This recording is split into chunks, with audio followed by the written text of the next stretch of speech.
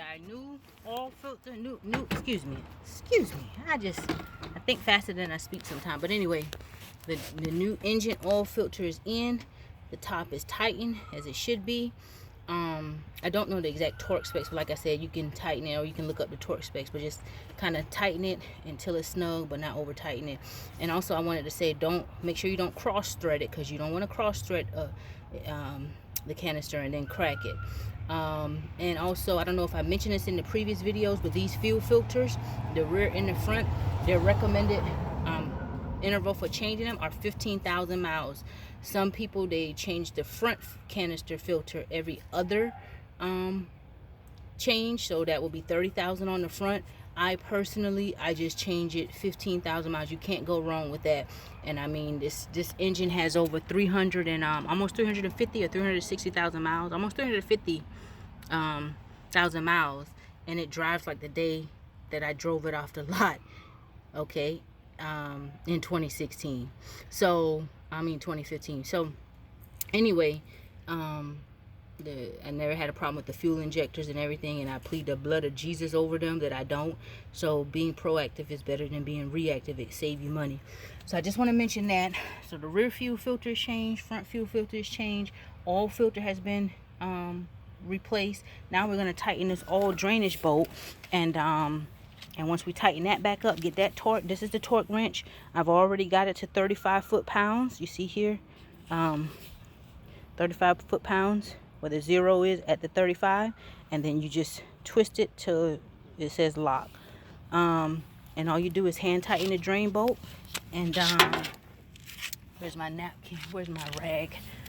Because you're gonna have some oil still drain. This is the last thing I normally do. I like for all the oil to drain.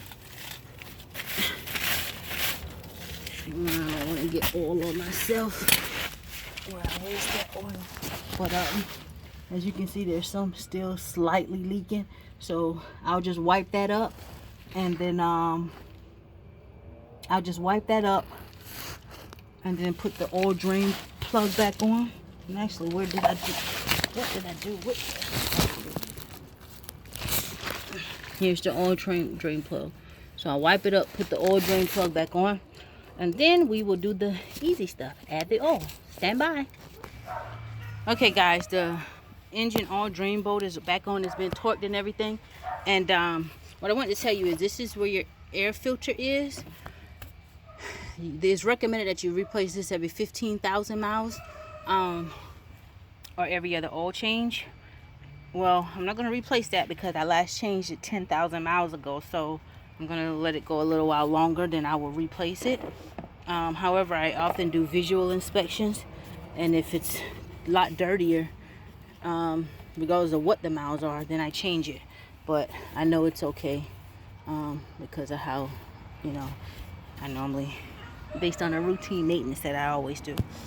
And that just allows the engine to breathe. But anyway, so now the fun part. The oil bolt has been tightened, and I am going to refill the oil. This truck takes 12 quarts, so 4 of these 1 gallon will be sufficient to 12. And this is what is not really on the shelf. So if you guys use this, or you want to use this, you better, if you see it, get what you see. You're probably going to only see 1 or 2 in the stores, and today I was, by the grace of God, I was able to find 3 in my local Walmart, and 2 at the next nearest local Walmart. And it was regular price at $18.88.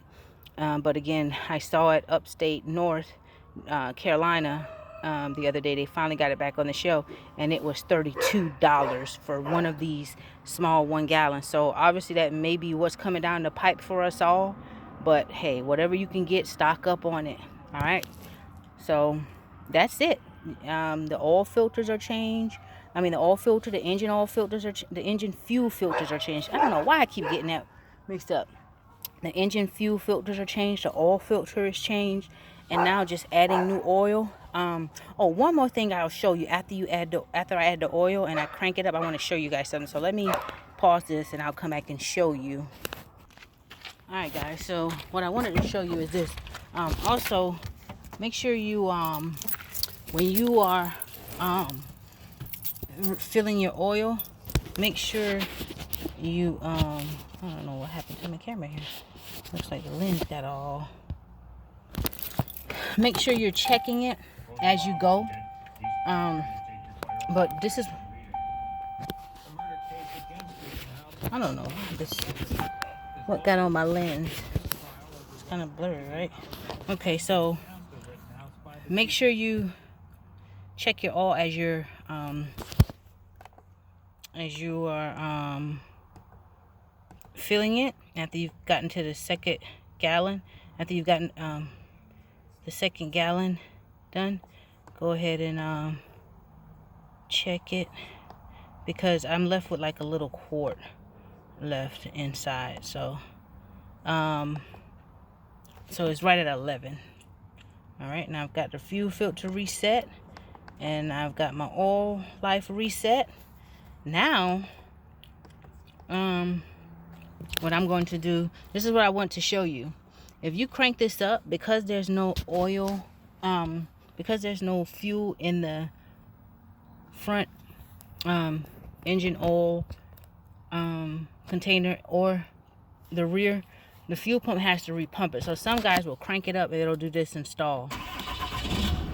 Oh, it cranks straight up. I was surprised that happened, because normally when you replace the oh, that's right, I did remember when I was up front and I closed the yellow button. I said I didn't want any more oil to, fuel to drain out. So I left some fuel in there. But normally it takes some time to pump it back. But I also had it switched on here for a second, so it could have pumped it. So that's what I was going to tell you. If you just switch it on a while and let the fuel pump kick in, you will avoid running into this. It does this weird thing when it cranks and then it stalls off because it has no fuel. It starved of fuel. But obviously, yeah, see? There it go. That's what I'm talking about. So it is starved of fuel. So what you would do is switch it on like this. Let the fuel pump kick in. I don't think you guys can hear that, but it kicked in and then it shuts off. And then what I would do is switch it off again. Switch it on. Let the fuel pump kick in. And I would do this. Usually I let all the fuel drain out of the front canister. And I would do this sometimes 5 to 7 times. Just come here, just to avoid what just happened. So anyway, because my female dog is being disobedient, I'm gonna see, it's not enough fuel has reached the front. Come here, Mate. Come here, Mate.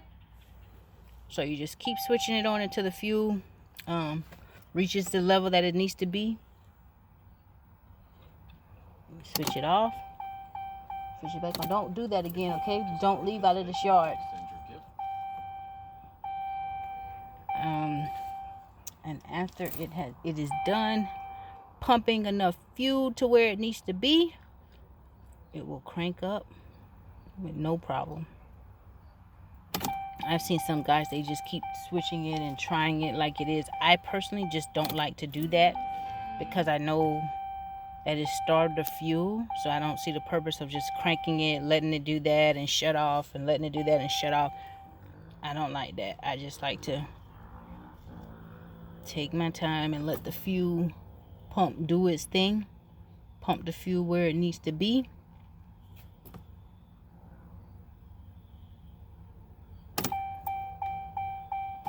And that's it.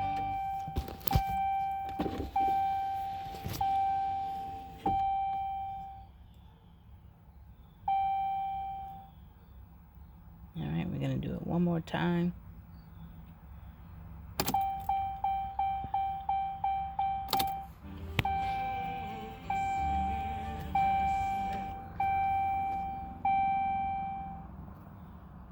Until you hear the fuel pump shut off. When you hear it shut off, and you crank it. There we go. And now we're gonna make sure that we have no leaks.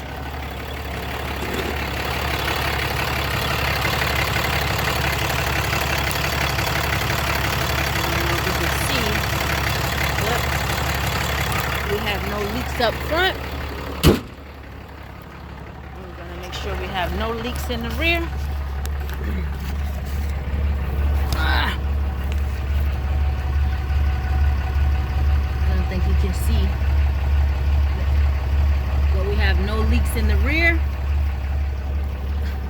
I'm gonna make sure we have no leaks at the oil canister. We have no leaks at the oil canister. And we have no leaks from the drain bolt. You see the drain bolt? So my friends, we had just saved ourselves some good money. And it didn't even take us 2 hours to complete this task ourselves. Get over here. Put all the tools away and we're good to go. Have a blessed day.